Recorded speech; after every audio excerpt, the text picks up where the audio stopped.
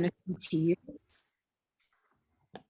Najib, the Yes, thank you. the chairman of TTU and the former Secretary General of the Dubai Supreme Energy Council, and the former chairman of Shell Abu Dhabi, to please begin our session. Okay, thank you, Aida. Good morning, good afternoon, and good evening, wherever you are. It is with great pleasure to welcome you all, honorable guest speakers, His Excellency Mr. Shinsuke Shimizu, Ambassador of Japan, His Excellency Mr. Mohammed Lumi, Ambassador of Tunisia in Japan, His Excellency Mr. Salah Haneshi Atlas, co-founder and president, His Excellency Mr. Jalloul Ayed, former Minister of Finance of Tunisia and TTU board member, our moderator, Ms. Aida Araisi, TTU co-founder and board member, and also founder and president of US Arab Bilateral Chamber, Houston, Texas, USA.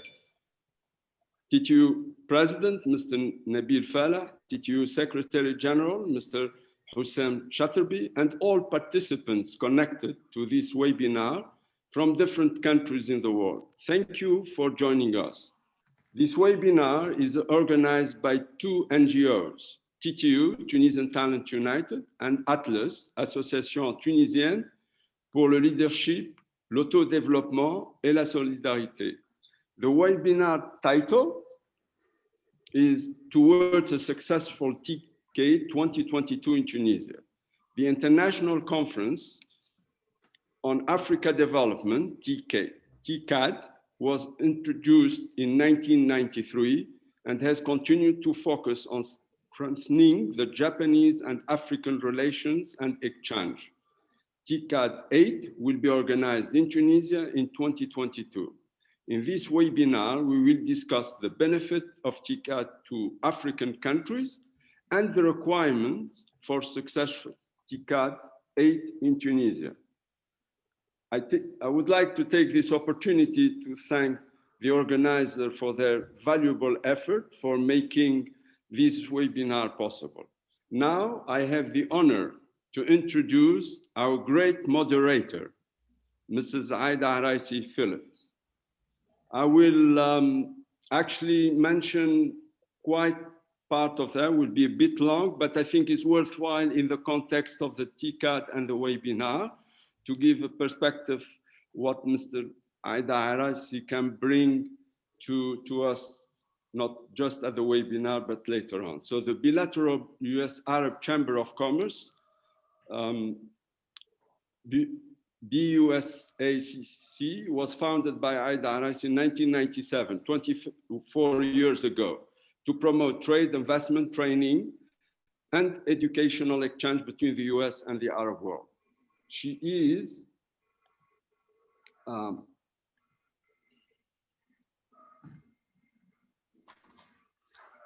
so since its inception and under her leadership, BUSAC is now widely recognized as a cross-industry expert resource for advancing collaborative economic and education solutions founded on the principles of mutual respect and understanding. Stakeholders include Fortune 100 companies, academic and policy influencer, economic development agency, and small business leader. For the last 24 years, Mrs. Araisi has provided strategic planning, program management, and full life cycle advice on hundreds of multi-sector, inbound and outbound business missions on behalf of public and private organizations. Her work with municipal economic development boards includes strategic planning and implementing business development mission on behalf of City of Houston, City of Stavanger, City of Los Angeles, the City of Illinois, and the State of Texas. Inbound reverse trade mission clients with several entities in the GCC countries, including Oman, Salalah Free Zone, and Bahrain's Economic Development Board. Araisi's projects have resulted in significant agreements, including the historic sister city agreement between Abu Dhabi and Houston, Basra and Houston, Port Corporation Agreement between the Jebel Ali Free Trade Zone and the Port Authority of Houston, Memorandum of Understanding between Bahrain and City of Chicago, Airport Corporation Agreement that resulted in direct air service between Emirates Airlines and Houston, and Qatar Airways and Houston back in 2006, long before other cities joined the effort to attract foreign carriers to their regions. She serves on multiple civic and strategic boards, including the US Committee for the World Petroleum Congress, the Export Academy, and the Nature Conservancy. In 2008, she launched a nonprofit educational foundation called Teacher Educating Across Culture in Harmony, TEACH, which has taken hundreds of teachers from across 25 states throughout the US to the MENA region to learn about the Arab world and bring their knowledge to the classroom to inspire global awareness and understanding of the next generation. RIC is a frequent speaker at prominent global events, including the Women Global Leadership Conference in Houston and Dubai, the annual WEFTEC Water Industry Conference in Chicago and New Orleans, and the African Global Leaders Summit in London. She has received numerous international awards for business advocacy, including the US Commercial Service Award for Excellence in Export Promotion from the US Embassy in Saudi Arabia in 2008, from the US Embassy in the UAE in 2007, and the US Consulate in Basra, Iraq in 2013. Her Excellency Sheikh Lubna Al-Qasimi also presented RIC with an award commending her dedication and commitment to strengthening commercial relations between the UAE and United States. She was voted Woman to Watch in 2016, and is the first Arab American woman to be recognized at the Women's Chamber of Commerce as a trailblazer at their annual conference held in April 2016. RIC received the Bachelor of Arts in Journalism, minor in Political Science from the University of Houston. So thank you, Aida, for accepting to moderate this very important webinar. And now the floor is yours. Najib, I blame Hussam for sending you the long bio. I have a very short one that's just a few sentences, and really I thank you for that. But what my role here today is to highlight the incredible panel, which I am privileged to moderate, and indeed actually the list of participants in the webinar in general is also an esteemed list of people with incredible accomplishments.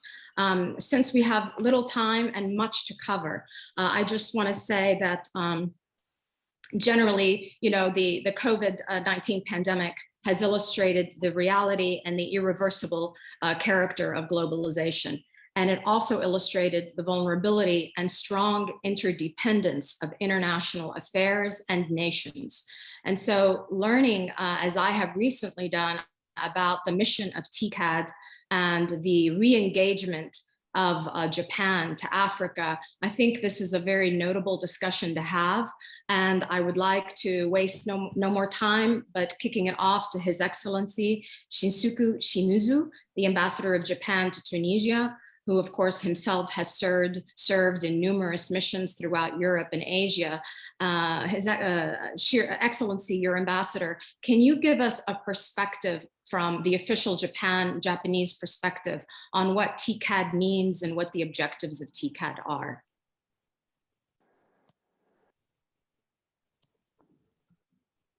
Your Excellency.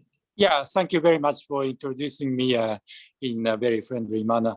And yes, you said Japan's re-engagement in Africa, but it's a continuation of engagement of Japan into Africa. We established TICAD in 1993. It was at the time when the Berlin Wall collapsed and at the end of the Cold War, and the focus of attention of the European countries who are the traditional partner of Africa shifted from Africa to Eastern Europe. And then there was a kind of vacuum for Africa, and Japan was invited to fill this gap. And this is a TICAD, which was created, and on the two principles, partnership and ownership. Partnership is a kind of collaborative relations on the equal footing instead of the donor and recipient vertical relations. And the ownership is to give the responsibility of initiative to the African countries themselves. And so the African countries are called on to initiate the priorities and programs, and the Japan and other partner countries are invited to support the initiatives of African countries themselves. That's the principles of our policies toward Africa. And in the beginning, in the TICAD, it contributed very much to mobilize public money for African development, for example, to construct the infrastructure or develop the human resources. But recently, more and more the role of the private sector in the development is recognized. So the focus of the TICAD shifted from public money to private investment. This tendency will continue for the TICAD 8, which will be held next year in Tunisia. So I would like to mobilize Japanese investment, also investment from other countries toward Africa, also to Tunisia through the TICAD process. At the TICAD, it is the summit meeting at the level of head of state and head of government. So the Japanese Prime Minister will visit Tunisia for the first time to Tunisia. And he will be accompanied by a big delegation of business people.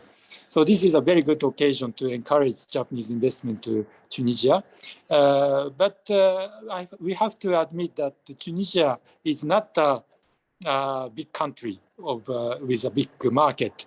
The first time we organized the TICAD in Africa, it was in Kenya in 2016. Kenya is a big country and it's so much attractiveness for Japanese investors, but Tunisia is not. So we have to consider not only in terms of bilateral terms, but also in terms of trilateral partnership. So Tunisia is a country with a very rich human capacity, competence, and there are some Tunisian countries which are present in the African countries, especially in the French-speaking zones. So I would like to see Tunisia become a kind of gateway for Japanese companies to go to African continent. Fantastic. I was going to ask you next, what was the thinking behind Tunisia being the next host country, and you certainly addressed that. I'd love to pass it over to His Excellency Mohammed Al-Oumi, the ambassador of Tunisia to Japan, who joins us now from Japan, I believe at 11 p.m. or so your time. And of course, he has a very notable career at the Ministry of Foreign Affairs in Tunisia and has served in Canada and elsewhere. Ambassador Al-Oumi, can you please give us a perspective on, from your viewpoint, the special bilateral relationship between Japan and Tunisia? What have you discovered there? Thank you very much, Madam Araisi, for your kind introduction. And let me tell you how much I'm pleased and honored to join you. Now it's 11:18 p.m. in Japan. So konnichiwa, aslama, good evening, good morning for everybody. Excellencies, Mr. Najib Zafrani, co-founder and chairman of TTU, His Excellency, my dear colleague and friend, Ambassador Shimizu, Excellency Ambassador Hanashi, Excellency Minister Jalul Ayed, Excellencies, distinguished participants, ladies and gentlemen, all participants, all protocol observers, thank you very much for having me. And let me go straight to your question, Madam Araisi. But before that, I would like to transfer to all of you the mood of the Olympics here in Tokyo. And by the way, I would like to extend my sincere thanks and gratitude for the Japanese government and people for hosting these games in this challenging time of COVID-19 and bringing joy to every country and to every civilization, including Tunisia, where our national athletes succeeded to have a gold medal in swimming and silver medal in taekwondo. So thank you very much. We are preparing also in a few days the Paralympic delegation. So it's a very good time here in Japan, despite the COVID-19 pandemic. Concerning the TICAD, I totally agree what has been said by my dear friend and colleague Ambassador Shimizu, but I would like to bring some highlight to the genesis of the idea of TICAD 8 in Tunisia. Actually, you might recall that in December 2018, former Foreign Minister of Japan, Minister Kono, he paid an official visit to Tunisia. And that was the first bilateral visit paid by Foreign Minister since 2003, if we don't consider the visit paid by Foreign Minister, Japanese Foreign Minister on the occasion of the Economic Forum, Japan-Arab World in December 2010. And that was an extraordinary occasion. And on that occasion, we made kind of brainstorming here at the embassy. What can we propose to Minister Kono? He knows very well the Arab world. He knows very well Tunisia. He visited before. And one of the ideas that we submitted to our government at that time is why not we suggest that Tunisia can host or propose its candidacy to host the TICAD 8. Fortunately, that proposal was welcomed by our government. And since then, we started a very active diplomatic démarche here in Japan, but also in Addis Ababa, where the AUC, the African Union Commission there, but also in New York. So it was towards the Japanese government and all the stakeholders, the co-organizers. And we were very glad that this démarche brought a good result. You know very well that during the summit of the African leaders held in Addis Ababa, the African leaders took the decision that Tunisia is going to host the TICAD 8. And following that, there was this decision by Prime Minister, Japanese Prime Minister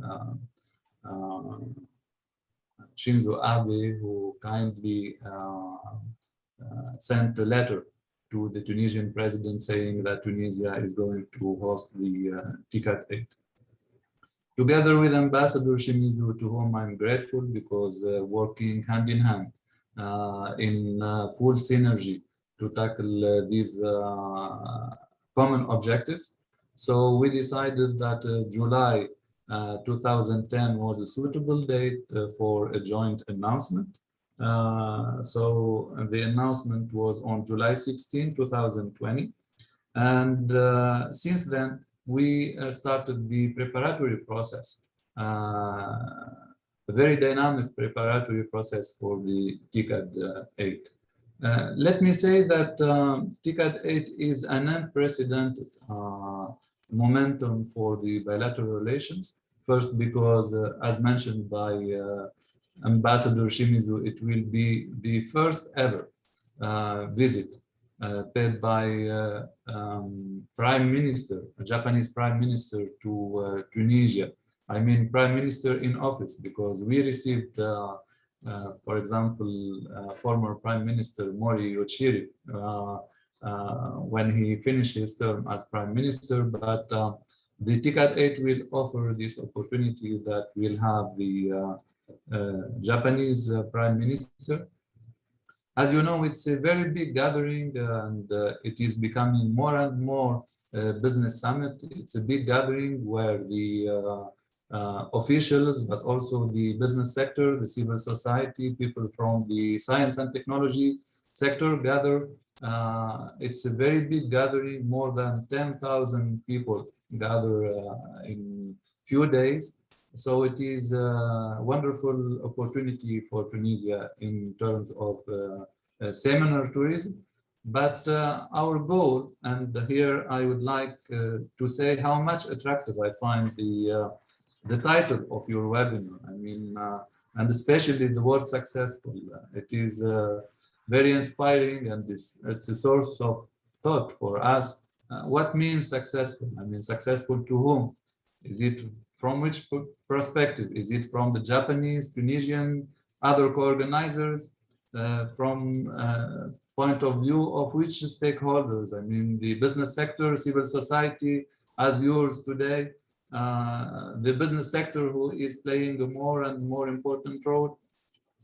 Is it successful in terms of organizations, in terms of substance, in terms of outcome, in terms of attendance?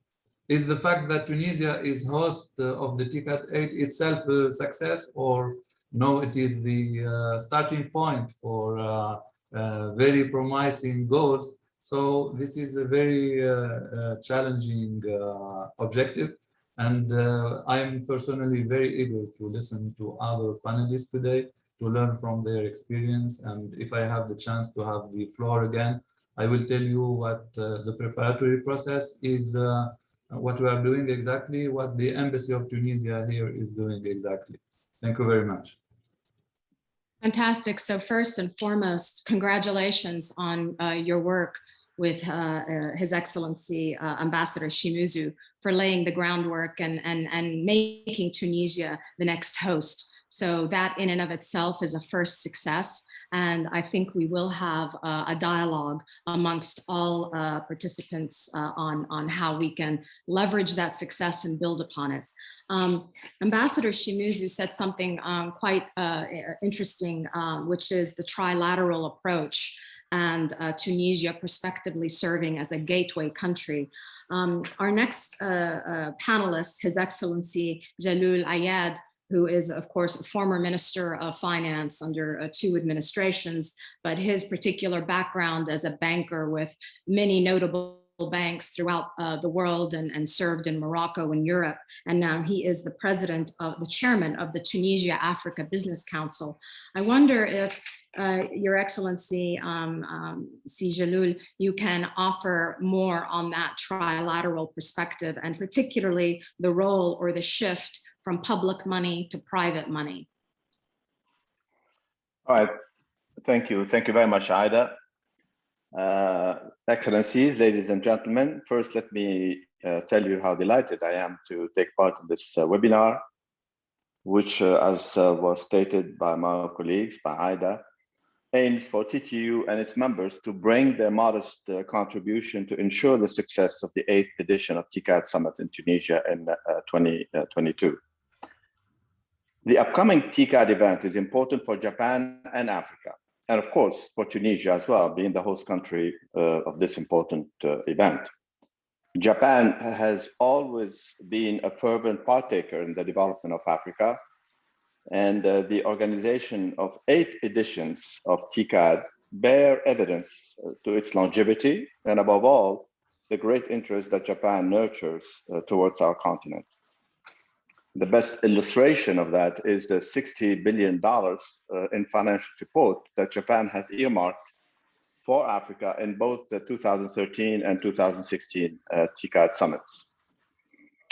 In fact, Japan's commitment to help developing countries is evidenced by the $16 billion it has earmarked in 2020 for official development assistance, mostly bilateral, which is the fourth largest amongst OECD countries and by far the largest out of Asia. For the sake of comparison, we have to talk about China today a little bit. For the sake of comparison, China allocated a little over $7 billion in ODA, in official development assistance, which is less than half the amount allocated by Japan. But then when we compare FDIs, foreign direct investments made by Japan and China in Africa, we realize that there is a huge difference, and that difference goes in favor of China. China FDIs to Africa have been increasing steadily since 2013 to reach about $3 billion in 2019. I don't have the number for 2020. Whereas Japan doesn't even make it in the top 5 leading sources of FDIs into Africa. The top 5 being China, the USA, the UAE, and the UK. So clearly then, Japan has been less successful in leveraging its official development assistance to boost private investments into Africa. A vision, by the way, that was very strongly upheld by former Prime Minister Abe over the last few years. And I believe there are 3 reasons that possibly explain this gap. One, Japan's economic diplomacy aimed at boosting a private investment-based approach into Africa has quickly tested its limits. Japanese companies continue to be reluctant to invest in a continent they are not familiar with, and that seems for them to be distant and risky. This is particularly so as they continue to have great business opportunities in Asia, Europe, and the United States, where they are a lot more at ease to conduct business. So that's the first point, in my opinion. The second one, unlike Japan, China enjoys greater leverage to direct FDIs into Africa through both their state-owned enterprises as well as private companies. This is so as the Chinese state has tremendous influence on the business community there, and there is a shared commitment, if I may say so, in China from most economic agents to abide by the orientations that are set forth by the state, by the central government. Just as a reminder, China's involvement in Africa goes back 30 years and was mostly motivated by strategic sourcing for mining and natural resource extraction. There is also little doubt in my mind that the Belt and Road Initiative that they've launched a few years ago is largely motivated by the quest for raw materials. The third point, which is another important consideration, is the fact that 30 years ago, China was a low-income country, just like Africa today. This means that the Chinese are more familiar with the challenges being faced by African countries and are hence in a better position to help them address such challenges, much like they did in their home country. So, personally, I am of the opinion that our Japanese friends might have the above considerations in mind as they prepare for the next TICAD in Tunisia. And I would like to take this opportunity to modestly suggest 3 possible strategic options that they might find worthy of serious consideration. The first one, and this addresses your point, Aida. The first one consists in helping Africans help themselves with some assistance from Japan. Helping Africans help themselves. This can be achieved through a triangular approach that we have touched upon already, whereby Japanese firms will partner with African counterparts to promote investments and business opportunities within Africa. For instance, consider the great number of Tunisian companies who are quite familiar with Africa and who can greatly expand their businesses in the continent along with Japanese partners if only they had easier access to financing and benefit from the advanced Japanese know-how. Japan is in a position to provide both. So the idea therefore, is very much in line with what Ambassador Shimizu suggested earlier, to see Tunisia become a gateway for Japanese businesses into Africa. The second consideration, or the second suggestion, is to promote PPP type investments, particularly in the field of infrastructure, where Africa still suffers from a financing gap of about $180 billion a year. Infrastructure, in fact, is the backbone of economic development, and opportunities abound throughout Africa, both metals, real estate, and technology. In fact, infrastructure represents already the lion's share of Japanese official development assistance by sector. It is the number one. Through PPPs, governments can attract private sector partners, that is both African and Japanese, who can provide financing for infrastructure investment, management skills, and expertise. In fact, the best illustration of that comes from Japan itself, where following the 2011 earthquake, a private consortium was granted a 30-year concession to operate the Sendai airport. This transaction was hailed as being extremely successful. And in this respect, Japan may consider setting up a dedicated Japanese African fund for the purpose. And the third suggestion that I'd like to share with you, which is a topical consideration, which consists for Japan to launch a major investment initiative totally dedicated to promoting health in Africa, following the devastation caused by the coronavirus pandemic and the number of epidemics that plague the country, the continent from time to time.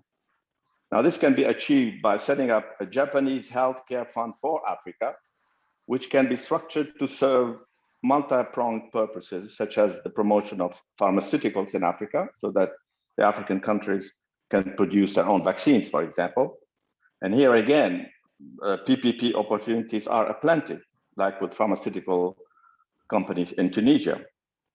Secondly, infrastructure, again, for example, the construction of hospitals, and even possibly a private equity tranche in the fund to accommodate other health services, such as clinics, diagnostic centers, labs, etc. These, I believe, are some of the ideas that, if they were to be given due consideration, can go a long way in reinforcing Japan's commitment to the continent and enhance its stand as a major contributor to the development of Africa. I am personally persuaded that TICAD 2022 will not only provide another evidence of Japan's commitment to Africa, but it is also a unique opportunity to profile Japan as a donor in significant and innovative ways. Thank you. Thank you for that great perspective. I'll take it back to Ambassador Shimizu in just a moment after we have our fourth panelist speak, because those are some really great suggestions for all the panel to comment on. So, and before we get back to your challenges, which were really great suggestions, I would like to introduce our fourth panelist, His Excellency Salah Hanashi. He is the former Tunisian ambassador to Japan, and he has a notable experience of leading the first delegation to the first iteration of TICAD in 1993. He was director of the Tunisian Institute of Strategic Studies, and he is chairman of ATLAS, and again has a CV like all of you do, which I could take an hour to read through. But Hanashi, Ambassador Hanashi, if you could please give us your particular perspective from what you saw in 1993, leading that first delegation, and what has changed until now, what opportunities are unique to what Tunisia can participate in, as C. Jalul mentioned. Thank you, Aida. Yes, indeed, I led the delegation of Tunisia in 1993 as junior minister, Secretary d'Etat. And what I remember, what struck me was the number of people who attended. At that time, there were about 5 or 6 heads of states, but there were a lot of people. But what struck me was the presence of Brazil. And what struck me was the presence of other countries besides Japan. And Jalul has mentioned all the numbers, the important numbers of Japan. Has always been really a major aid partner for development of Africa, and for many years was the first donor of aid internationally and major donor of ODA to Africa. So what did TICAD add to this already very strong relationship and very positive relationship? What I noticed right from the beginning, it put the development at first. In 1993, Japan proposed for other countries, and basically G8, G7 at the time, G5 countries, to engage into a global partnership for African development. And all, as Ambassador Shimizu put it, were busy looking east, looking to the European. It was after the fall of the Berlin Wall, so Eastern Europe. So there was aid fatigue and busy. They were busy elsewhere, very busy elsewhere. So Japan was really, for many years, the major advocate for African development. And then later on, many countries start to get interested. 10 years later, as a matter of fact, other countries start to be interested in Africa. Today, all countries now are interested in Africa. So Japan was a pioneer in putting Africa back on the development agenda of many countries. The other point that struck me, and I think was really a value added of the TICAD to African development, is that it put the African development in a strategic framework, both time-wise, time horizon, both also in terms of challenges of development, and also continental-wise. I mean, it was one of the major instances in which African countries were sitting with their development partners to talk about development of Africa. And also the principles, as Ambassador Shimizu mentioned, from the beginning, Japan said that aid should be in such a way that Africa owns the means and the dynamics of its proper development. So to put it in a simple way, from the fish to the fishing. And then also the partnership principle, that aid donor, Japan will do, and all other countries which were present, because Japan invited many African, African, Asian, and European and American countries to come to development. That aid should be given in such a way as to be a partnership between the aid donor and the aid beneficiary. So this, it's like strategizing, and then this really led the Africans to develop the NEPAD, the new economic plan for African development. There were many people who pioneered the NEPAD initiative, and then Japan developed a dialogue with NEPAD. So there was so this strategic turn of mind, this strategic orientation in looking at development and in looking at the development in an continental framework was very, very important. So this is, I think, really what, I was preparing some numbers, but I think Jalul gave a sufficient number. But what is the trend from the first editions of TICAD to the last editions? At the beginning, right, it was more a G2G dialogue on strategy of development. And slowly and bit by bit, and the civil sector was introduced for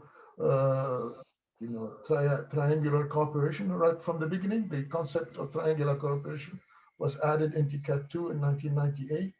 And I remember, the Tunisian Agency for Technical Cooperation, which was headed at that time by Sinas Al-Gharbi, participated and was invited to participate in a big seminar in Okinawa on triangular cooperation, and especially in the experience of Tunisia in terms of family planning. Then later, by little, the private sector became very important, and now actually from TICAD 2, there was the idea of an Africa-Asia Business Forum. It was at the beginning Asia-Africa Business Forum, and then it was later on dubbed Africa-Asia Business Forum. But still, it was basically policy-oriented, government-to-government oriented. And then lately, the infrastructure development became very important. Quality infrastructure was development. The principle of ownership or partnership being made operational by adopting the approach of made with Japan, not by Japan. That means when Japan proposes infrastructure project, it does not propose to give the infrastructure, the fish, but also to engage the African countries in realizing the infrastructure so as to ensure transfer of know-how from Japan to the African countries. Also, to assure this, Japan started to build institutions. So now we have JIDA, Japan Association, Japan Africa Development Infrastructure Development Association, Japan Africa Infrastructure Development Association, and but so what would be, to make it to not talk too much again, what would be the changes that we would like to see in the future? We would like to see personally two changes, more or three. One, more and more emphasis on the infrastructure and on the private sector. Two, TICAD still has, if you compare TICAD, for example, to Prosper Africa. Prosper Africa is, the American way, is more of a business deal. You know, the value proposition for the in this business deal that Africa has a very large populations in the future. It has a young population, labor population in the future, has a lot of land, it has a lot of minerals. It's now an oil and gas and energy, fossil energy provider. And so that is what Africa is offering. And what is America offering is the market and the deep capital market of the US. And so business people from the US can invest in Africa or make export to Africa and vice versa. So, but there is not, what is missing from Prosper Africa is the strategic approach that we find in TICAD. So a combination between giving more of a business deal. We want to see more of what Japan gets out of TICAD. You know, it looks like now, if you look at TICAD as it is now, the beneficiaries are mostly African from an economic point of view. Maybe Japan can get some diplomatic support at the UN or whatever, but from the business side, we would like to see more of a business deal in the TICAD process. Very good. The other point, and the last point I'd like to make, is that until now, the purpose of TICAD announced was to mainstream Africa in the global value chain. But Africa has also a lot of scientific and human talent. And so we would like to see Africa also, now that innovation is becoming, you know, the keyword, the buzzword all around the world. For many reasons, innovation is becoming very important. And I think Africa has a lot of fallow talent in research and development and innovation. And it does not have the, as Jalul said, it needs the technology and the know-how, but it needs also the users.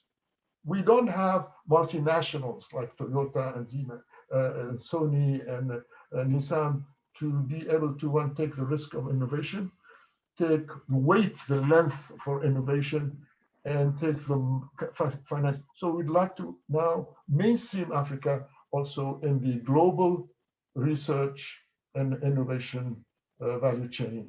We'd like for that to be one of the objectives and one of the new orientations for TICAD. Thank you. Thank you. Wonderful points and wonderful points that we'll get back to. But I think we'll go back to His Excellency Shimizu to address some of the interesting points that all the panelists have made, particularly the contrast between the investment gaps of between Japan and China, and perhaps some perspective on the strategy that Japan has implemented to Africa that contrasts with the US or China or others. Yes, indeed, the contrast between Japan and China shocks me. It demonstrates that Japanese diplomatic policy toward Africa is not actually is going to fall down. So Japanese foreign policy is not based on the mercantilism. Yes, in the beginning, Japanese engagement in Africa was framed by the kind of very humanitarian philosophy and development. Can you hear me? Yes, we can. If I may remind all the other speakers to please mute. And Your Excellency, please continue. We can hear you. Yes, but now we recognize the role of the private sector for the development of Africa is increasing. We have to adjust our strategy to Africa with more focus on private sector's role. So I think Mr. Jalud Aid suggestions are very precious. For example, to address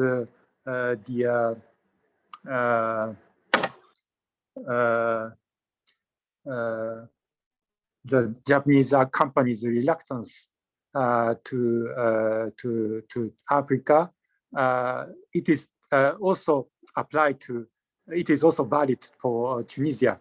I'm saying to Japanese companies that Tunisia has a very good human resources and a very good companies presence in Africa. So we have to choose Tunisian companies as partners to go to Africa, but they don't believe me.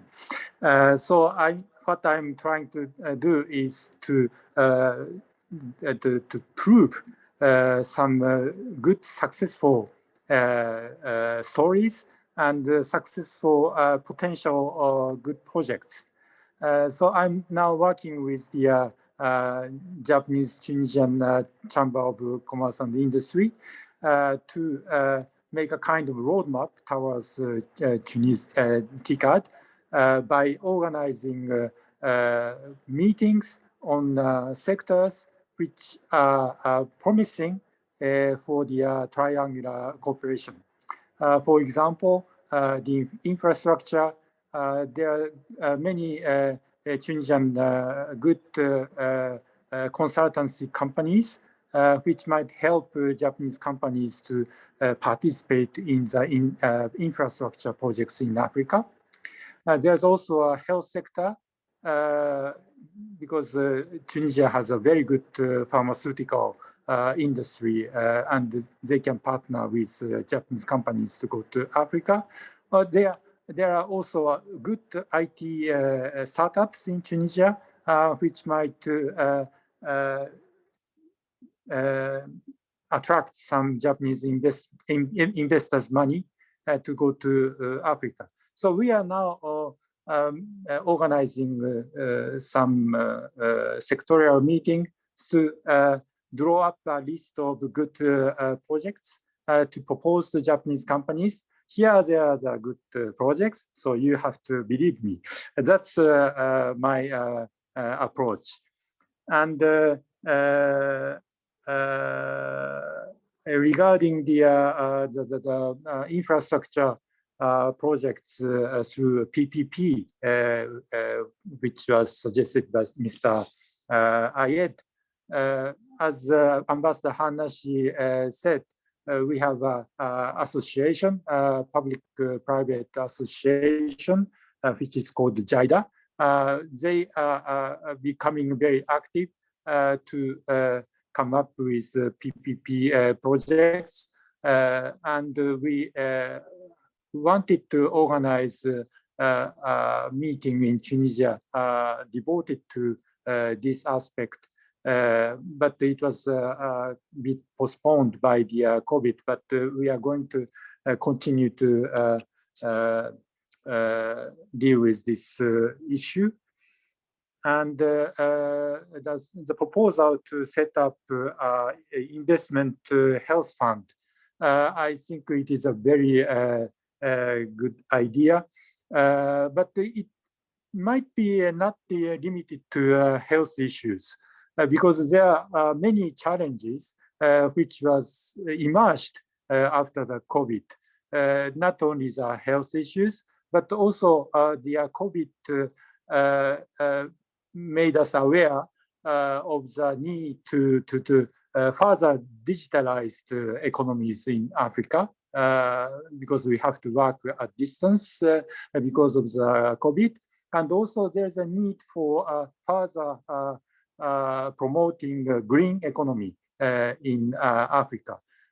So there are other issues than pure health, digitalization, environmental issues, and there's a discussion in Japan now to create a impact fund to deal with the social challenges in the time of COVID.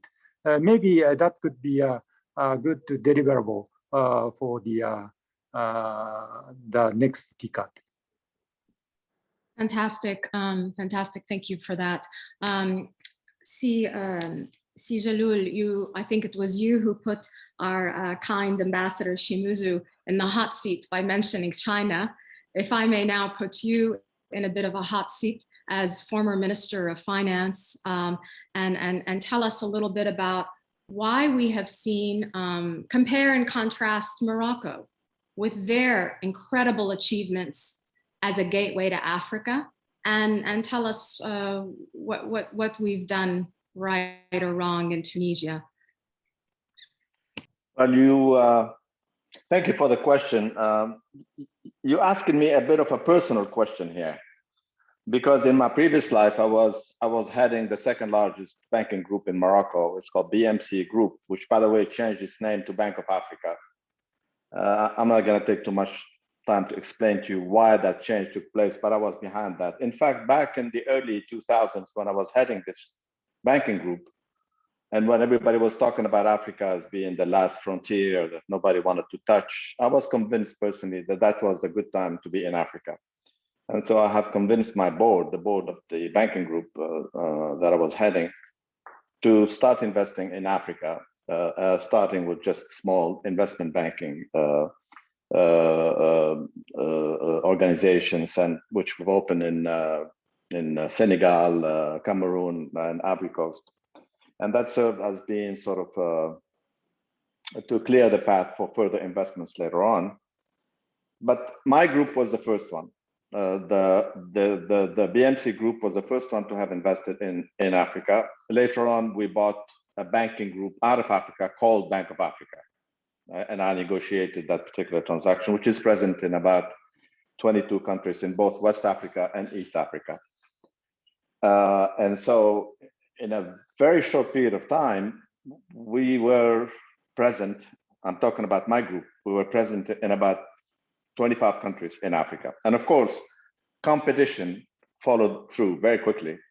And so we've seen other banking groups out of Africa, out of Morocco, go to Africa, and in particular, a TJA bank, which is partly owned by the king. And they went with their big boots and made much stronger investments. Why am I saying this? Because that was the real bridge that has helped other Moroccan businesses in just about all economic sectors, okay, to go and invest in Africa. Because when you have your bank in a country, then you are encouraged to, to go to that country and invest in that country. And so what happened is that in less than 7 years, Morocco's investments in Africa went up to about $4 billion, which were about the same level as South Africa. It was amazing. But that's how it started. And of course, some of the other large companies out of Morocco, Maroc Telecom, and of course, the airline company, Royal Air Maroc, has also helped because, and in fact, this strategy has helped Royal Air Maroc because then very quickly, Royal Air Maroc became the African airline par excellence, okay? And so that's how it started. It was the private sector, in fact, and I just told you the story. Of course, it's a little bit more complicated than that, okay? But it's a decision that was made by my banking group to go to Africa, invest in Africa, and that has created sort of a spillover effect. And some other banks, decided to go. By the way, at the same time, the French banks in Western Africa were leaving town. And so a Tijari bank that I mentioned earlier, they went ahead and bought some of the branches there, okay? And that's how it started. And it became, afterwards, it became the official strategy of Morocco, so much so that the king himself got in the picture, and he personally led the effort starting at around 2008, 2009. And every year he will take 2 jumbo jets and take all kinds of businessmen, and you go to different African countries and sign different contracts. So what is the moral of the story here is that the private sector, and we've talked about that for the Japanese companies, it is the private sector that really leads the way. And that even if you have the best economic diplomacy in place, it's not enough. You have to have the participation. And I think Prime Minister Abe understood that. 5 years ago, he understood that. And if you go back and read all the reports on TICAD and his speeches, you will see time and again that he would insist that it is the Japanese private sector that should lead the way, okay? And by the way, Japan did a lot to favor that. For example, they have increased substantially the share of what they call untied aid to the Japanese companies from 20% to 70% between 2012 and 2017, and they have encouraged the Japan Bank for International Cooperation and of course JICA to be a lot more involved. But even with all of that and with all that support and with, as I mentioned earlier, with a remarkable ODA, as I said, it's one of the top in the world. That they still don't get, they're still finding it difficult to have the private sector be interested in Africa. And I really hope personally that in TICAD 2022 in Tunisia, okay, that the Japanese will think really hard as to how they can get, maybe through some of the ideas that we share today, to get the Japanese private sector, Japanese companies to be a lot more interested in Africa, but then to help them, show them the way. Like, for example, what the ambassador just said about he's working on some transaction. That's great. I mean, for example, let's try to do one deal, a successful deal before TICAD that will show the way, that will be used as an example of something that can happen. I don't have anything in mind, by the way. I'm just suggesting that it is something that that will create interest. But I believe personally that that is the way to go, and I really think that Prime Minister Chuga is also very much. I mean, he didn't talk much about TICAD because he just took over, but I believe he will probably continue along the same line, sort of diplomatic thinking and sort of line of thought as Abe. But we'll see. We'll see. Maybe the ambassador can enlighten me on that. Well, sorry, I was too long. No, not at all, not at all. And since we're talking about hot seats and we're talking about, subjects that must be addressed if we're going to have a thorough discussion, I was going to take it over to Ambassador Alioumi and also any of the panels following his remarks with what's recently happened in Tunisia and on the change in a way of government. Can you offer us some perspective on that? And then I'd like the Ambassador Shimuzu to also speak to that, because do we risk other African countries and participants perhaps having now another opinion, since it hasn't been settled yet on whether or not this was a coup, depending on your perspective or one's perspective? Ambassador Alioumi, it's a softball. Well, thank you very much for the question. Actually, I have been talking during the last days with our partners here in Japan, and all of them, they are understanding and following very closely what's going on in Tunisia, and we explained to them that the measures that have been taken within the constitution and exceptional measures, I mean, for a while until the institutions come back.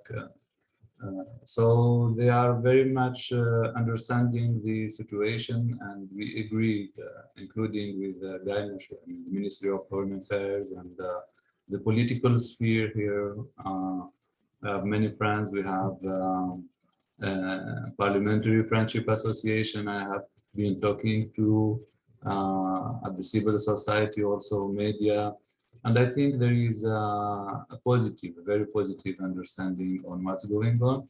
And there is an agreement that Japan will continue supporting, as it has been doing for decades, Tunisia in its process of development.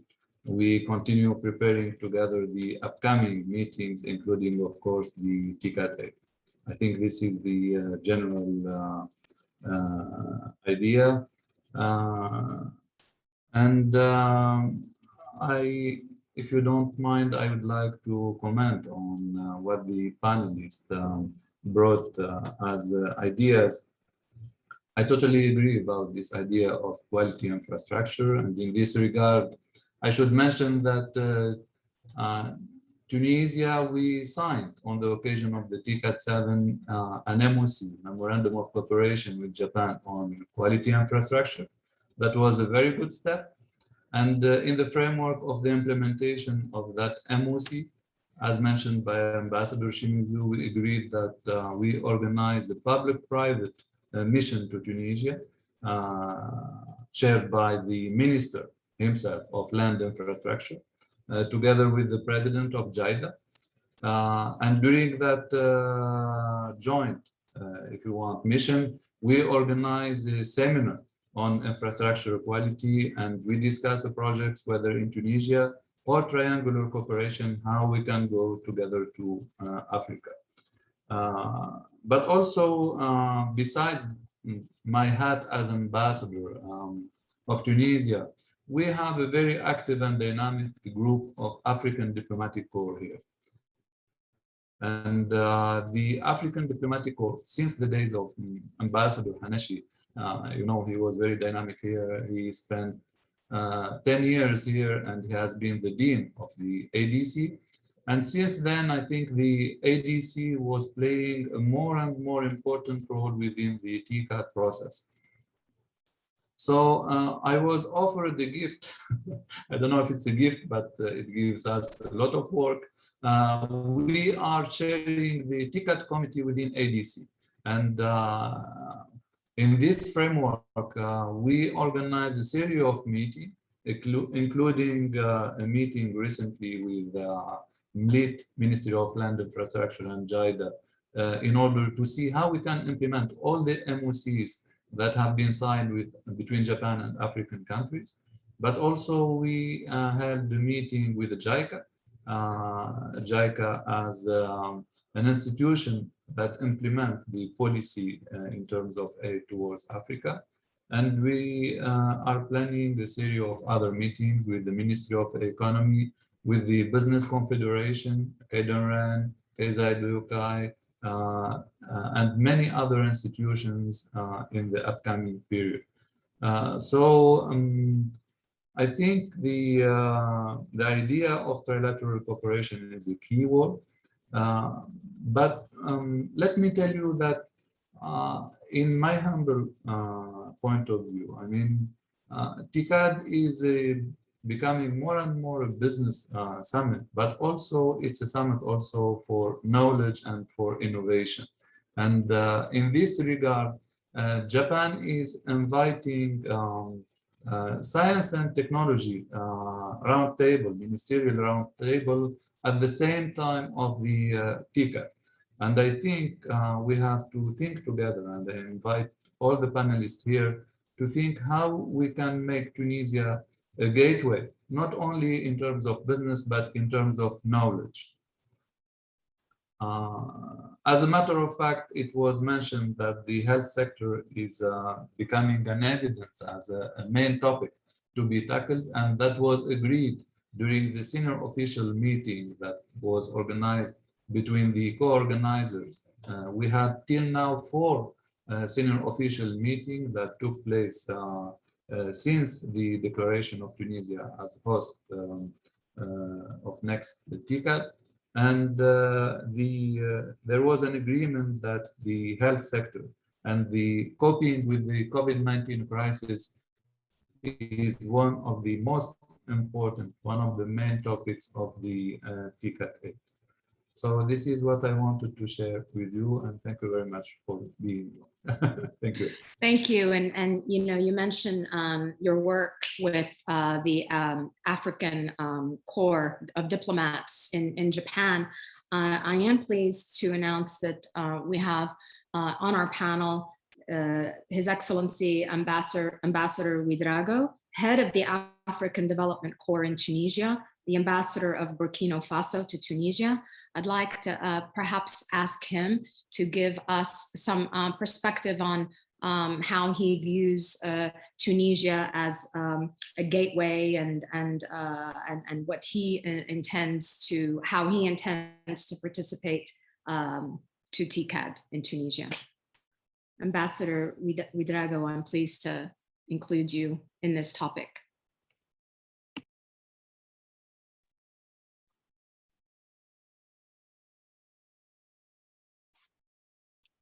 Let's see if he is been added.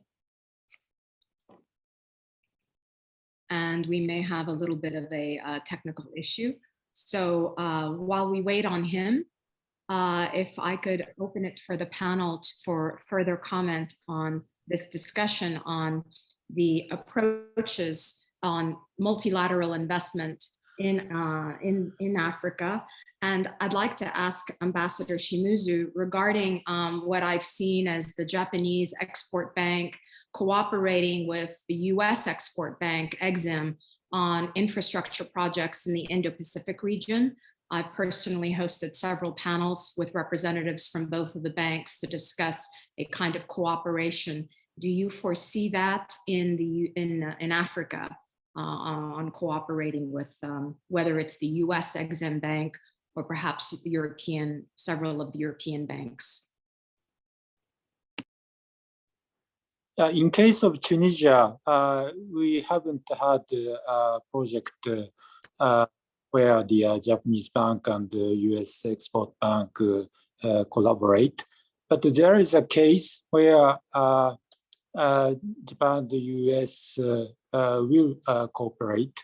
That's a case of the port. The logistic aspect is very important for Tunisian economy's development, especially in terms of networking with other African countries. But until now, there is a gap of capacity efficiency between Tunisia's logistics and other rivals like Morocco. Morocco has a state-of-art port of Tangier, whereas Tunisia has only port of Radis, whose efficiency is not very well reputed. Donc, so now American Millennium Corporation has decided to grant, I think, $500 million to rehabilitate this port and also the extension, make an extension of this port. Japanese agency for technical cooperation, JICA, is talking with the American to collaborate for the for strengthening the efficiency of this port. So I think Japan and the US is on the same boat to modernize and use Tunisia as a gateway to Africa. Thank you. Hanashi, you've spoken on some very tangible and concrete opportunities that Tunisia has with respect to the energy industry and maybe some ongoing projects right now that have been successful in a number of African countries. Can you elaborate on those specific examples?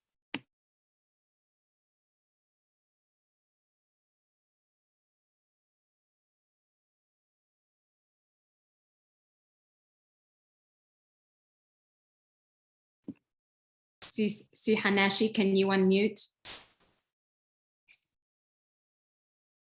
We're waiting for you to unmute.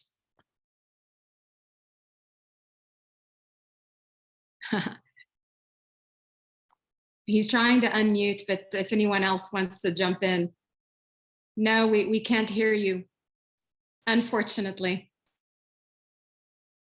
Go back. Now you hear me now? Yes. No, hear me. Okay, just following up on Ambassador Shimizu's remark, we can really make a very good triangulation or quadrangulations. A new quad, not a security quad, but a business and investment quad. STEG International, STEG Tunisia has really a well-recognized experience in energy infrastructure. We have electricity covering 95 or 98% of the territory in Tunisia, including the very regional and remote areas. We also, right from 1984, we have built photovoltaic systems at Boursidria. And so STEG created a division or a subsidiary, I think it's a subsidiary, which is called STEG International. And there was an opportunity when some African countries suffered from Ebola. And so many agents, many enterprises, foreign international enterprises, hesitated to get involved in East Africa because of this. And STEG took it over and then built itself a very good reputation. So energy is really an area where Japan, Tunisia, or US, and these are very important projects. A health project also, when I was ambassador in Japan, I worked with the Tokushukai group for a health strategy, not only for Tunisia, but for the whole continent of Africa. And while for Tunisia, for very unfortunate circumstances, the project we work on did not follow through, the strategy on which we worked is now really very active. And now Tokushukai has hospitals in Djibouti, working on hospitals in Tanzania and Senegal and many countries. And I think this is an area where Tunisia has a recognized also know-how. So I think that from this, and I, right from the beginning, when said that to go back to what Minister Jalloul said about the reticence of Japanese businesses in doing business in Africa.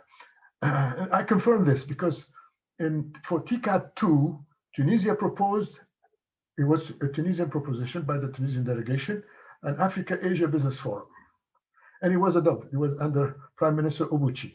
And Katakura was at that time, Ambassador Katakura was the commissary for the TICAD, for the seminar, for the conference. And then we started having business conferences. We had one in Dakar, one in Durban in South Africa, and I think one in Kuala Lumpur. And then what we noticed that Japanese businesses did not participate. So the business forum was done basically for the Indian businesses and for the Korean businesses, but not for the Japanese businesses. And the reason for this is twice. One, at that time, Japan is really solicited by, I mean, there was not a week when I was ambassador where a prime minister from Europe, from the UK, from France, from Italy, from Spain, they all come and invest in Europe. So Japan really had really a very lot of demand from Europe, and it was really Europe oriented. And this was further composed by the fact that the technology gap between the Japanese technology and the African environment was very, very different. But now things had happened. And then the third factor is that at that time, Africa was really poor and didn't have purchasing power for high ticket, big ticket items, you know, like infrastructure, whether bridges or roads, whatever. But things have changed now. Africa has renewed with growth. Now Africa is really now playing a growing growth. Until COVID, growth rates in Africa was 5% plus. In some countries, the first 10 among the first 10 highest growth countries in the world, there were African countries. So also Africa has now become an oil and gas and fossil energy provider. So the purchasing power of Africa has changed. That's from one hand. And so they can now afford to buy big items that Japan can offer. Also, Japan has now a new policy of encouraging small and medium businesses to go international. And I went to Japan in 2014 to celebrate an event with the Tsukuba University, which is important to some of the ideas we've been discussing. And I met with some people from JICA and from the Japanese government. And at that time, they told me now, JICA, which didn't used to deal with the business sector, the private business sector in Japan at that time, now is tasked. First, it was changed from being under the authority of the Ministry of Foreign Affairs, it became something under the authority of the Prime Minister. And it's been tasked with helping small and medium Japanese businesses to go abroad, to go international, and to go Africa. So now we have a new interest.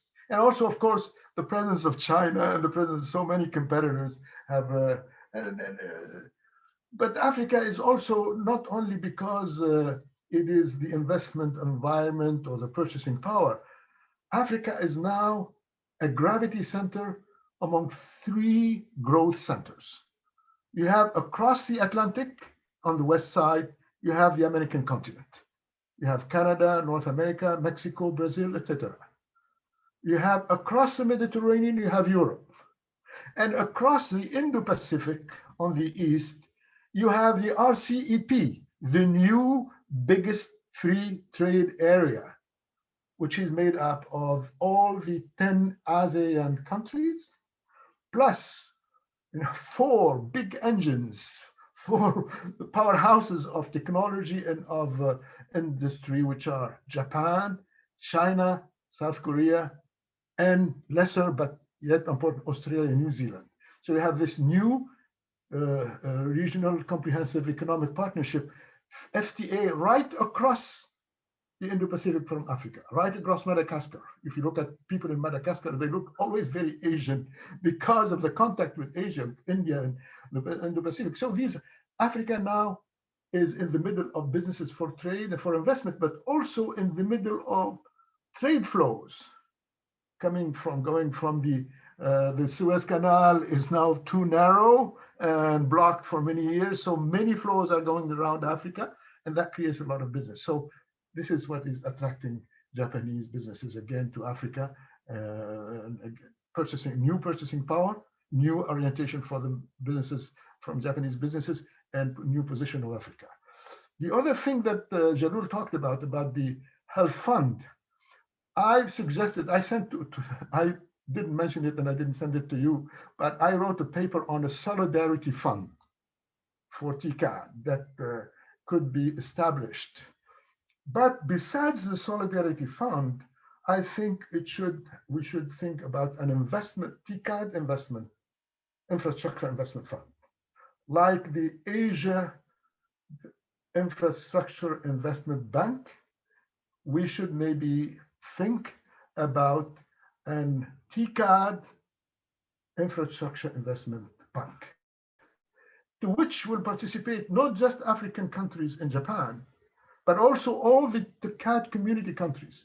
Because over the past 20 years, in which Japan has been organizing TICAD, the TICAD summits, but also the ministerial TICADs, the technical TICADs, over 20 years in which many countries, TICAD countries, whether Indonesia, including China, by the way, Korea, Scandinavian countries, European countries, some are participating. So there is really a 20-year experience, 20-year-long experience of all these countries thinking about African development, the strategies for African development. And I think this should be capitalized, should be leveraged into by creating not a health sector fund only, but a TICAD infrastructure investment fund. I think this would be very valuable. The other last point I would like to make about the science and technology, I'm very happy to hear, Ambassador Lumi, about this new fund, science and technology fund. When I was in Japan, we lobbied the Japanese government to make eligible to ODA money, that means to aid money, APD money, projects in science and technology. Projects in science and technology were not eligible to aid money. Aid money was only for infrastructure or for poverty reduction or for water, access to water or access to energy. But science and technology projects, research projects were not eligible to ODA money. In 2007, the Japanese government, the science and technology policy of the Japanese government decided that science and technology project will be available, will be eligible to ODA money. And the first country to have benefited from this new strategic policy is Tunisia through the Boursidria Park. The Boursidria Park, we got a loan of about $100 million to improve the equipment in the different labs of the park, the technology park of Boursidria. And we hosted three major partnership projects on biotechnology and water, because Japan engaged after that decision by the science and technology policy of Japan, decided to engage into what they call SATREP, which is to have a network to mobilize in a way the underused capacity of research in many countries, and especially in African countries. And now it has about 41 projects, research projects for each country, depending on the availability of the country and science and technology, and 41 projects with 21 African countries. I think the largest or the second largest number of countries with which Japan has engaged into, it's like, when industries engage into distributed manufacturing. Now, because of innovation, the race for innovation and competitivity, there is a race for innovation, a race for R&D, and a race for human resources capable of innovation. And there are a lot of human resources capable of innovation in Africa. And this is what Japan is doing, engaging these resources of innovation. So we'd really very much like to go into that direction. We'd like for TICAD 8 to be, in a way, besides the mainstreaming for development, mainstreaming Africa and the global research and innovation value chain. Thank you. Excellent. I think there is a question that I'd like to present to the floor, and I'd like to ask Sinabil to address that question regarding what can Tunisia or Tunisians do to help with the concept of making Tunisia a gateway to Africa? Thank you, Aida. Since I am based in Europe and especially in Marseille, I discussed very lot with some persons here who like to invest in Africa, and they think that the hub or the bridge between Europe and all Africa is Tunisia, because Tunisia is open at the both sides, from the east and from the north in Europe, and many of my colleague and my client here asked me, because I lead a strategic company in governance, and they asked me how to do and what can Tunisia do for us to facilitate our implementation there in Africa. So to ask the person who asked that question, I can give an idea about our geological and geographical situation, and we can be this bridge between all that happen in Europe and another part of the world, and to be really the main bridge between Europe and Africa. This is what I want to add for this question. Thank you, Aida. Thank you so much. I think we all understand the growing importance and the growing role of African economies to the global economy. Many countries in Africa represent some of the fastest growing economies in the world. I think people recognize that there's a young population, rapid urbanization, and certainly the opportunities are there. I liked what Si Jaloul said in his particular role in helping the Moroccans make such great grounds, successful grounds in being a gateway to West Africa. And I hope that he contributes those ideas and inspires others to do the same in Tunisia. I'd like to offer everybody some closing remarks, and I'd like to ask Si Najib for one particular viewpoint. We talk about energy, and as we all know, we're all transitioning beyond energy. When BP announced that, it was called Beyond Petroleum, and I think they were a bit early. But Si Najib, you were with Shell, and Shell, I would say, is one of the most assertive and proactive in taking a lead in the global transition. And so are you seeing them invest in these countries like Mozambique, Equatorial Guinea, Angola, Ghana, the traditional fossil fuel countries, which typically would inspire and grow their economies? Do you see a little bit of a headwind there? Thank you, Aida. The major international oil companies, they will only invest in countries where there is materiality to start with. They leave the marginal low assets for others, the independent and so on, because there are companies who invest billions of dollars in R&D a year. So they've got to go for big size. So they put a lot on their explorations using technology like deep water technology and other technologies like you have seen in the United States about the shale gas, shale oil. They're combining two technologies, horizontal drilling and fracking. But when it comes to Africa, you know, Africa is a bit virgin country when it comes to energy. So Africa has the opportunity to give to the interested parties, wherever they are in the world, to start from, you know, advanced transition. In other words, they don't have the, if you look at the whole continent, of course, there are different countries from countries, but they can really be a leading continent when it comes to taking it at the end of the transition of other countries where they're trying to So renewable energy in Africa is a huge potential, whether on farm, on rooftops or whatever. It's a big opportunity. So major oil companies you know, the Shell and the Exxon and the BP of this world, since they're working on their transition, which is a big challenge, but they are working on it, honestly. And definitely Shell took the challenge of the court, of the Dutch court, and they didn't go back, and they said, okay, we will take it, and they are adjusting themselves.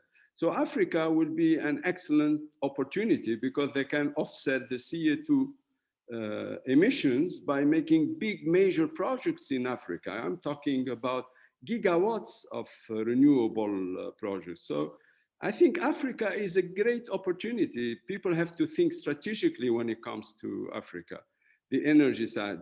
Coming to the energy about Tunisia, and I heard one of the panelists said we should focus on knowledge.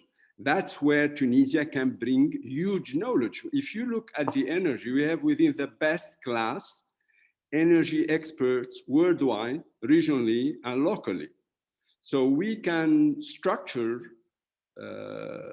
you know, a team of experts which could really help a lot, not only on project, on governance structure, because there is no such structures in many countries in Africa.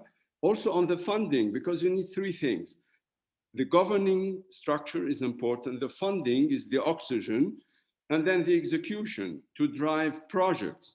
And I think we Tunisians, on the energy side where I can speak, you know, given my 43 years experience worldwide and very little in Tunisia, I think we can make a big difference. We can help big time the Japanese companies. And my experience with Japan as you know, vice president of Shell for new business development, I was the first one who've made breakthrough with Japan, Mitsubishi, for the CO2, you know, capture. So the CO2 EOR vision for the Gulf region, I developed that with the Japanese, which is Mitsubishi, and I'm very proud to say I had excellent experience with the performance of the Japanese.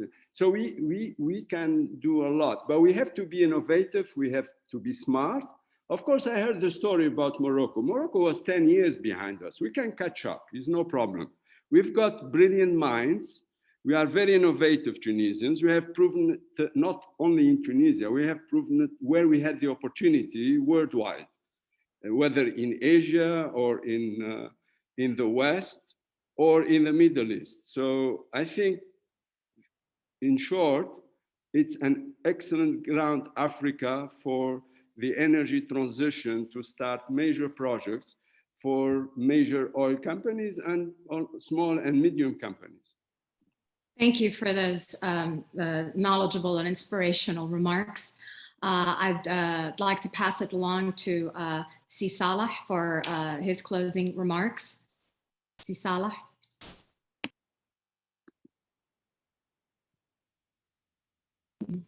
Muted. On mute, Si Ambassador. You are muted. We're missing the best of your words because you're muted. I have to put my, okay, there are a few things to also to me that I think we have on the concept level, on the instrument level, and the agenda for action level. On the concept level, I think again that we need to introduce the oil that prevents the mechanics from overheating, and the oil that prevents business transactions from overheating is culture. So I think the cultural dimension we should add, besides the development, social, economic development, social development, and security development, we should add a cultural dimension to TICAD. We should also add a science and technology TICAD. It's, you know, science and technology, there are a lot of resources, you know, for research innovation in Africa. Unfortunately, very often this capacity for research and innovation is way above the capacity of the local sector to leverage. And so by partnership, we can leverage that capacity. So that's on the concept level for the TICAD. Also, in 1993, TICAD was the only initiative. Now there are at least 10 summits with Africa. So there is a need, one, to organize, to synergize. You have the BRI, you have the Prosper Africa, you have the Asia-Africa Growth Corridor by India, you have UK has its summit, Canada has its summit, Turkey has summit, Korea has summit. So we need two things. One, to differentiate TICAD from all these other summits. Two, to coordinate with the TICAD. The third idea on the concept level is that the TICAD community, there is really a capital of goodwill that was built by TICAD over the past 20 years between all the countries, which has been for the past 20 years thinking about development in Africa. So there is sort of a community around the challenge and the mission of African development. And that community needed to be tended to, and that needed to be leveraged.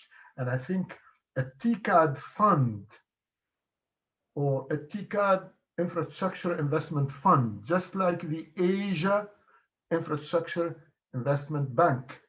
We don't need a bank because we have already the Africa Bank. Jalul told us, to our, to our jealousy. I don't say to our sorrow because this is a happy thing. It is not a sorrowful thing, but jealously because we were first. STB was present in Senegal. Our banking system was present long before many other countries, but there was no vision.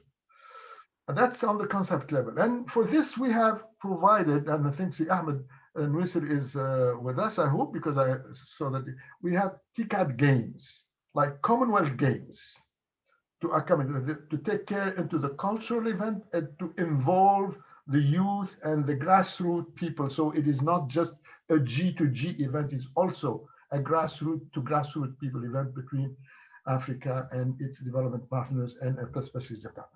On the instrument level, I said we have this TICAD investment fund, but also maybe a solidarity fund. Tunisia proposed years ago to the UN, and Japan proposed also something, and they really converge. Japan, with Sadako Ogata, created the concept of human security. And it was really implemented throughout in the TICAD process, which means we should not really be concerned only with security of states, the border security, army security, but also security of human beings. That is education, access to water, access to healthcare, etc. And Tunisia, building from our own national experience, proposed a World Solidarity Fund. So this could be the action. I think we are proposing, and I'll send to you a concept note. I didn't add it, on the Africa-Japan Science and Technology Symposium. Society, Science and Technology Symposium, Science on Society, Science and Technology. We are building on an experience that we had with Japan.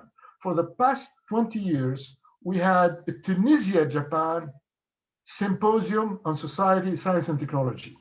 And it really was the argument which convinced the Japanese government to make eligible to ODA money science and technology projects. So we benefited from biotechnology and water projects. Algeria benefited from energy projects, all in that about 21 African countries. So we are going to suggest that we organize a forum like that. And I think the energy, and then the energy sector is the health sector. I mean, Tunisia, we have received so many patients from Burkina Faso and so many Nigerians go to India. And so this is, and Japan's health sector is really, excellent. We get a lot, again, it's really a marriage made in heaven in between our medical, we have so many doctors who are now, demonstrating for employment. So why not leverage this manpower to engage into a strategy for healthcare between Tunisia and Japan. So this is some of the ideas for, and seamless Africa. Japan, and after the crisis in 1998, the financial crisis in East Asia, the Kuroda, who was at that time the head of the Asian Development Bank, engaged a study on what to do to get Asia out of the financial crisis of 1998. And one of the major ideas is to crack a pan-Asian market for Africa and to have a seamless infrastructure for Asia, that is, connectivity throughout Asia. This is really the idea on which the Belt and Road Initiative is built. The Belt and Road Initiative, if you look at the details, really an implementation of the report that was written by the Asia Development Bank in 2009 and published in 2013. So this is some ideas I send to you, Aida, and we can send them to the other colleagues they want to, but we can enrich them also. Thank you so much. Thank you so much. I mean, so many great initiative ideas. And of course, your particular knowledge, history, and perspective on how all of these multilateral institutions have ebbed and flowed into the development of Africa and other regions is really quite valuable. So your ideas and these points will be very instrumental as we continue this dialogue. Sijalul, if I could pass the floor to you, sir. Let me take the opportunity to have Ambassador Shimizu with us to tell him how grateful we are in Tunisia for all the support we got from Japan. Let's not forget that. Japan has helped us raise a lot of financing through the samurai bonds, many of them historically, the last one being in 2013. That was guaranteed by JBIC for 22 billion yen. That was great. And I'll tell you a personal anecdote. I mean, every time I take the bridge, the Radis Bridge, I always My first project. See, I stole that one from you, dear friend. I stole it from you. So every time I take that bridge, I have a little feeling of gratitude. I can't help it but think of Japan every time I take that bridge. And Salah, think of Salah. And so, you know, and I'll tell you, and sometimes, of course, and in my car, I kept thinking, somebody has to do some research to find out, since we built that bridge, how much we have saved in terms of CO2 emission. Because imagine if all the cars, the thousands and thousands of cars who would have had to do the round trip to go from the southern part of Tunisia to the northern part of Tunisia. What was the impact on the welfare of people getting to work on time instead of spending half an hour in the car? So if you were to adopt what we call the triple bottom line approach, in other words, the impact on the environment, the economic impact, and the social impact, you will see and you will find out, I'm absolutely sure, nobody conducted the study, maybe this is an open invitation, that the value that bridge, the symbol has created for Tunisia is many, many folds the cost it took to build it. That's the importance of infrastructure that we have dwelled upon.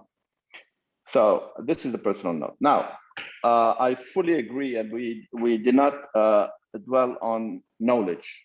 Personally, I believe that the economic model that Tunisia will have to pursue in the future will have to be based on knowledge base. I mean, it will have to be knowledge based, okay?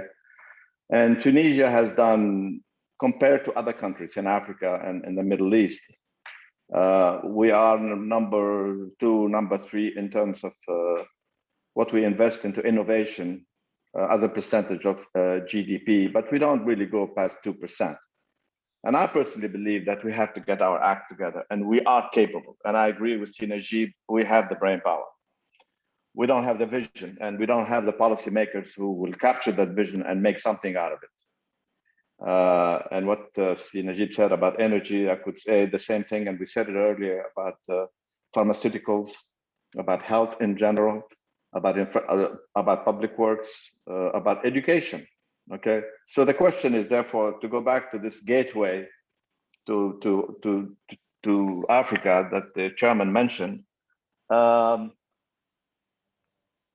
have Tunisia become a hub, a knowledge hub for Africa, I personally believe that it is within reach. And I personally believe that it will not take long if we have the right vision and if we get the right strategy into place. I think we can make it happen. And there is so much at stake. Imagine imagine that we don't catch up with respect to Industry 4.0, that we don't catch up with respect to artificial intelligence, that we don't catch up with respect to IoT, Internet of Things, and that we don't catch up with respect to robotics. And Japan is by far the leader in, in the robotics industry. I'll be delighted personally to have some of the leading companies in robotics out of Japan come to Tunisia and have Tunisia become the hub for robotics for Africa.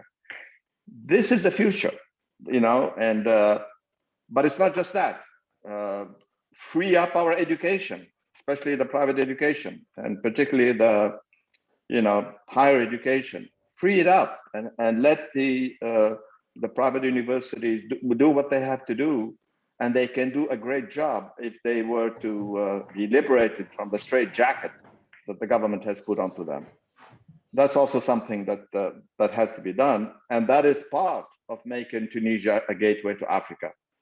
In other words, attracting students out of Africa, train them and give them the education in Tunisia. Many of them will stay in Tunisia or go back home and be the real ambassadors. So that is something that we have to do. So it's part of a package. It's a vision that we need to formulate, and Japan can play a major role in that, in my own estimation. Okay, but it's not just that. The transitions that the whole world is going through. See, Najib talked about the importance of renewable energy. Najib knows that we have reached the peak in oil production back in 2006. And if it weren't for fracking in the US, okay, we would have seen a decrease of production, which for oil is the case already, okay? So swapping carbon-based energy into renewable energy is inevitable. And if we were to reach the objectives that were set forth in Paris, in the Paris Agreement, okay, which is 2 degrees, which, by the way, there is serious thinking today to drop that to 1.5 degrees, okay, by 2050. Do you know what needs to be done to reach that objective? We have to reduce energy, carbon-based energy consumption by 7% a year from now on. So imagine what that means. It means that there would be no growth in Europe, no growth in the United States, no growth anywhere. Why? Because there is a perfect correlation between energy consumption and growth. And those who think that renewable energy will do it, okay, I tell them that it's very doubtful. So there's a very serious issue here, okay? It's not the topic today, but it's a serious issue. And therefore, renewable is something very, very important. My dream personally, which has been shared with other Tunisians, is for Tunisia to become a hub of solar energy research for Africa. It can be done. We can do it in southern Tunisia, okay? A lot of great ideas, and we can do it with Japan. And it doesn't cost that much money. And by the way, when we talk about knowledge, promoting innovation, science and technology, we're really not talking about the billions and billions of dollars that are necessary for infrastructure, okay? It just takes a little bit of intelligence and commitment. Commitment on the part of our partners as well. So that's what I have to say. And again, thank you very much, everybody, for giving me the opportunity to be with you. And I hope for our members that they hopefully go home with something and excited about this great opportunity that Tunisia will have in 2022, that it is the responsibility of each one of us to make it a success. It's for Japan, it's for Africa, but most importantly, it is for Tunisia. We have to make it a success. And I really thank everybody, see Najib, see Nabil, I mean, everybody for having TTU be amongst the first organizations and the Tunisian civil society to impress upon our members, the elite, the Tunisian elite overseas, the importance of this event, and to have everybody interested, and why not even contributing. Thanks a lot. Albeit modestly. Wonderful, absolutely inspiring words and a great roadmap for all of us to follow. Thank you so much. I'll pass the floor on to Ambassador Shimizu for his closing thoughts. Ambassador Shimizu, thank you.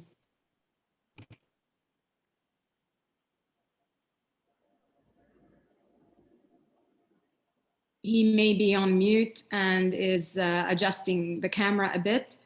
Yes, sorry. That's all right. Thank you. Okay.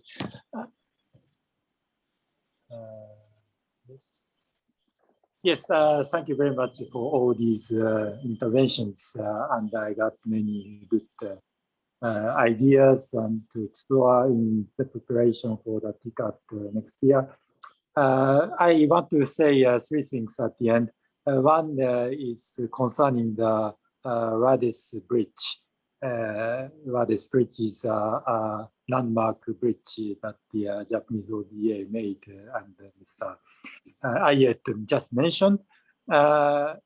In the when it was constructed in the 2009 under the Benari period, it was illuminated with the lighting facilities. But because of the revolutions and the economic crisis, all the equipments are broken. So we are now trying to illuminate again this as a symbol of Japan-Tunisia cooperation at the time of the TICAD, if we succeed. This is one thing. And the second thing is regarding the advantage of Tunisia as a knowledge base. Yes. The problem is that this Tunisians' competency are not yet known to the Japanese companies and Japanese people. And in that context, JICA has begun a very good program last year to finance good innovative projects which deal with challenges after COVID. And we invited the applications from all over the African continent. And we selected, I think, about 100 projects from Africa, and 5 of them from Tunisia. And that includes projects like using artificial intelligence to analyze the viruses and microorganisms, many variants of viruses, to identify the good medical treatment, for example. There's also a project to make the artificial respirators for the patients with low prices, these kind of projects. And we finance each project up to $30,000 US. It is just a seed money, but it can help the innovative projects to be created. And I have mentioned the idea of setting up a social impact fund for the TICAD. Maybe this impact fund can also help these startups commercialize these projects. This is a kind of seamless approach for helping the startups.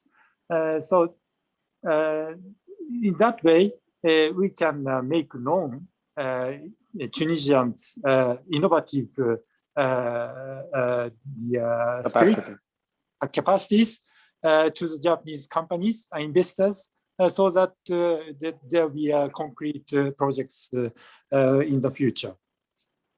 And the third thing is that TICAD is the forum which has the history of more than 25 years, no? So it is established brand. And everybody in diplomat circle, the international relations, at one point of their careers might have heard the world of TICAD. So many people are willing to cooperate and participate in the TICAD. This is an asset of the TICAD. And TICAD is a very open and inclusive process. Everybody is welcome, not only African countries, but other partners in United States, Europe, civil society, international organizations. Everybody can cooperate. So what we are going to do for the TICAD is to enlarge the circle of stakeholders in Tunisia and also in other parts of the world to deal with different challenges. There are so many challenges for the African development. So not only the plenary meetings by the politicians, but also there are many side events to deal with different challenges that you mentioned. Thank you. Wow. Thank you. I mean, I think the participants like me are probably very inspired to know that there are so many concrete actions and steps and so much concrete potential. So thank you for your activities and what you're doing. We have a lot to do to raise awareness about this opportunity to have a successful TICAD. So thank you for your time on our panel. Ambassador Alumi, you being there in Japan, you're really going to serve quite an important and pivotal role, and we look to you to guide us and navigate us as we approach our objective of a successful TICAD. Please offer us your final observations. Thank you very much. I have to say that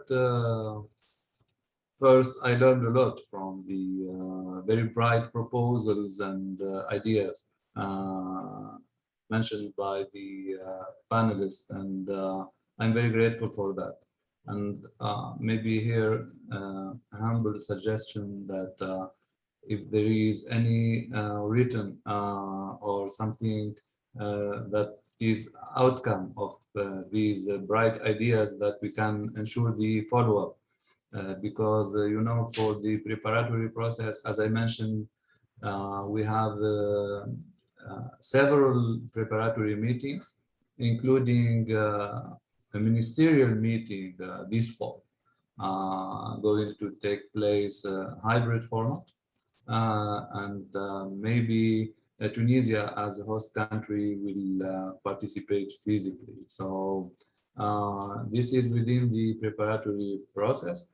And I would say that yes, it is very important to have such wonderful ideas, but I think also that we have to focus on some concrete ideas and concentrate on these ideas and make all the efforts in order to achieve these projects. Right now, the co-organizers, they regarding the agenda of the TICAD 8. I mean, there is an agreement that the COVID-19 will be one of the main issues, and this is what we have discussed today. There is an agreement also that startup will be there. Digital Africa will be there. Participation of the private sector and its role is there. And I totally agree with what Minister Ayed said, that we have to help the Japanese sector and show them the way, because we organized several business meetings for the last period, and there is a strong interest.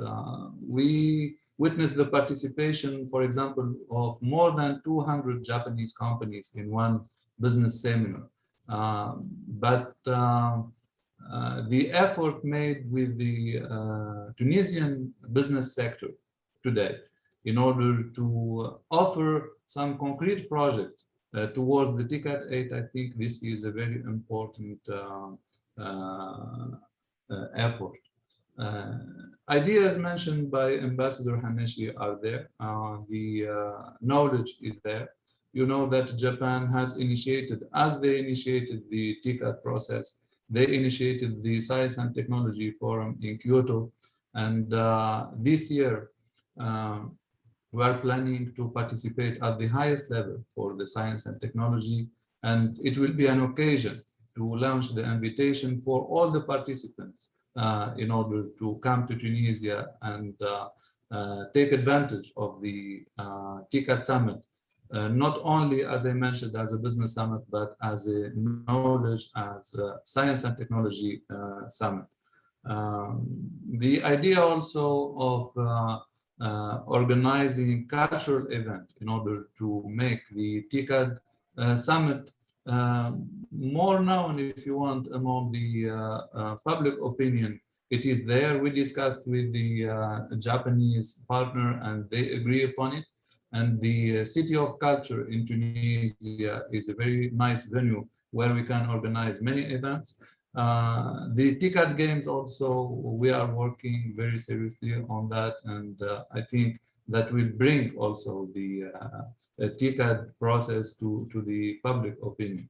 So yes, I thank you very much for the bright ideas that you brought today for us. We feel the responsibility heavy on our shoulder, but we rely on the kind support of the every one of you, thanks to your expertise in your respective sectors, in your respective domains. So thank you very much again. I was very much honored and pleased to be with you today. Thank you very much. Thank you so much. And it may be 1 a.m., I think, by now for you. So you've been very kind to stay with us all along. Thank you, and my best to your efforts. Mr. Nabil Falah, the president of TTU, I offer you the final remarks. Thank you very much, Aida. It was really an impressive meeting and webinar. Thank you to all of you to participate to this webinar, but I want to leave the floor to my chairman of TTU, Mr. Najib Safrani. He is higher and higher than me, and I prefer that Si Najib give his last remarks to this webinar. Thank you very much, Aida. Thank you very much. All over for you. Si Najib, floor is you. Yeah, Nabil, thank you. I think not much to add. Less to say, it was very impressive. It has demonstrated this webinar, the capacity and the capability of the Tunisian talents and leaders. We can help, and maybe prior to TICAD, just as a closeout, just a through suggestion, maybe we can help His Excellency, the Ambassador, of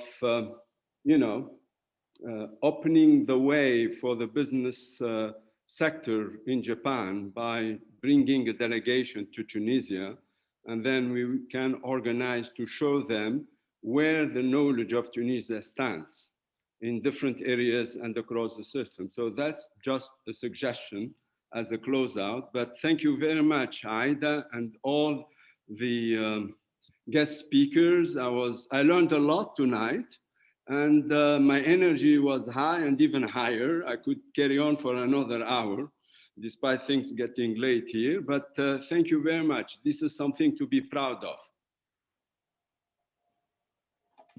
Bye-bye, everybody. Bye. Thank you. Bye-bye.